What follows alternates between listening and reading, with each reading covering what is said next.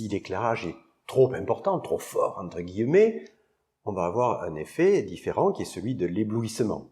Alors ça peut se mesurer, on ne va pas rentrer dans le détail ici, mais ces éblouissements présentent des caractéristiques assez délétères puisque ça va paradoxalement faire entraîner une baisse de l'acuité visuelle.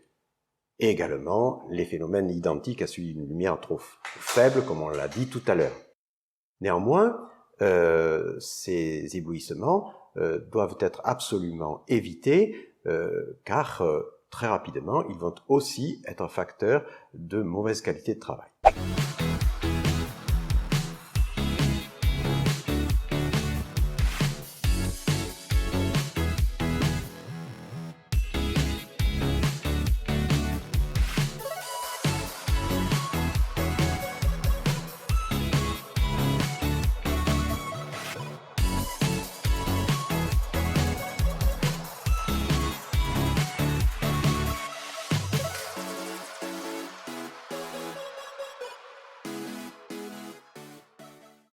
Le résultat pour la première dalle LED, dite lumière du jour, que nous avons acheté chez un grossiste spécialisé sur internet au tarif de 130 €. Pour ce test dit de l'éblouissement, le résultat obtenu est de 22. Si l'on s'en réfère à la norme EN 62471, un résultat de 22 permet d'installer cette dalle LED dans un espace d'accueil.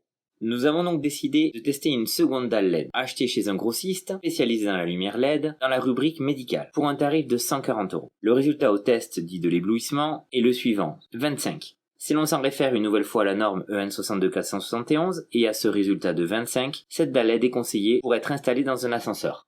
Pour nous, il est clair qu'un poste de soins dentaires n'est ni un ascenseur ni un espace d'accueil. Le praticien passe en moyenne 2500 heures par an, éclairé en permanence, et plus de 45 000 heures dans sa vie professionnelle. Le test dit de l'éblouissement est un des paramètres qui met en évidence les différences importantes que l'on peut trouver entre un produit spécifique au dentaire et un produit grand public destiné à des espaces d'accueil ou des espaces de circulation. Il en existe d'autres comme l'indice rendu des couleurs sur le rouge, comme la diffusion de la lumière directe et indirecte.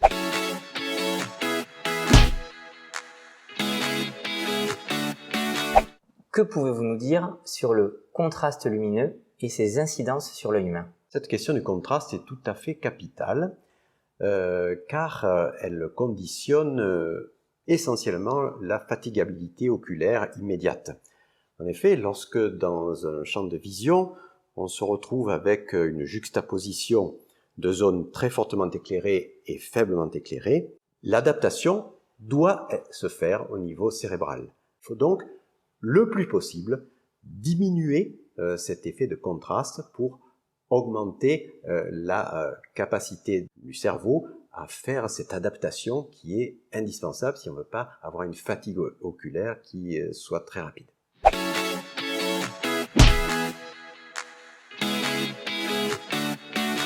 Concernant la diffusion de la lumière, quels sont selon vous les avantages d'une lumière réfléchie à contrario d'une lumière directe pour l'œil humain ? On ne doit pas utiliser en éclairage direct des sources dont la luminance est trop élevée. Or, les sources à LED présentent des luminances qui sont plus de 10, 20 ou 30 000 fois supérieures à ce que l'on avait avec les lampes à incandescence.